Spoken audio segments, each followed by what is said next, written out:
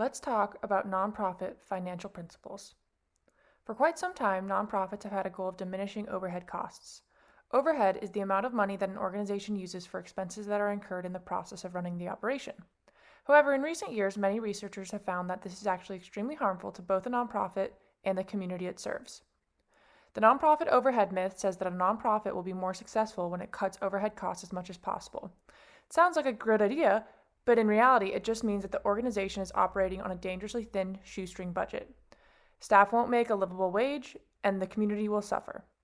There needs to be enough resources put towards furthering the mission than a shoestring budget can afford. Many in the general public hold the mistaken notion that because an organization is a 501c3, they don't pay any taxes at all.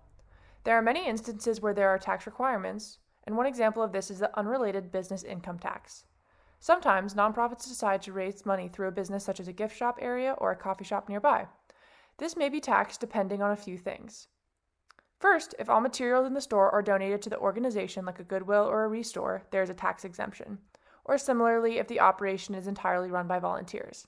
Second, if an operation that is deemed more convenient for employees to do their job, it is tax exempt. An example of this would be a cafeteria at a museum for employees to eat during their lunch break. Finally, there is no tax requirement if the business is related to the mission of the organization.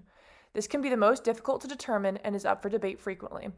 But an example would be an educational zoo that provided learning materials for sale. However, taxes would apply if they just sold stuffed animals.